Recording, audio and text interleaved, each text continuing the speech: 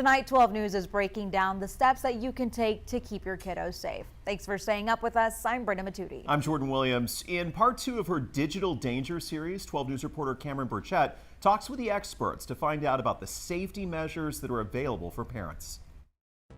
If you aren't absolutely aware of what games your kids are playing, of who they're talking to online, you're making a mistake.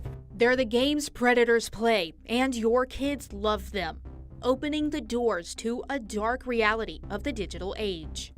Kids are starting to use social media and gaming and the internet at much younger ages. It makes it very easy for them to be accessed by offenders. We have dedicated agents here in Beaumont that work this violation. They protect our children. Working side by side with Beaumont police to collect and investigate the cases. The suspects oftentimes from all over the world. We need to stop these guys from being able to get in the phones of our kids, get into the minds of our kids, and, victimize our kids and harm them. But what do Southeast Texas parents do who are on the front lines of the fight? Number one, delaying access to digital devices as long as possible. I know that's really hard in today's world, but that would be the first step. But even before you get to that point, it's really important to educate yourself and then educate your children. And then third is really to have a media agreement, a technology agreement with their child before handing over that device. When cell phones are absolutely needed, parents should shop for certain safety features. So you want to have some strong parental controls, things that are pretty foolproof, things that make it easy for a child or for the parent to report abuse. According to Rosalia, the Bark phone is the safest option.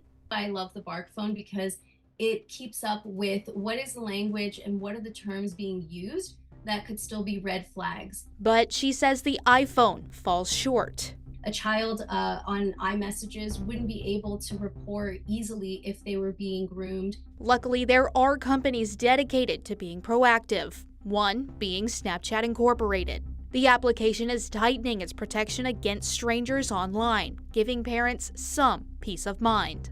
When we can tell that the friend request is coming from somebody that a teen may not know in real life, they'll get a pop-up message that urges them to, to closely consider whether they want to accept that friend request. We're also preventing certain suspicious friend requests from even reaching the teen in the first instance. Adding an extra layer of security, along with FBI and local police.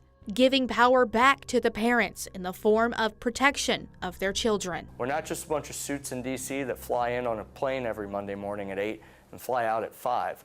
We're here, we want to protect our community. Cameron Burchett, 12 News.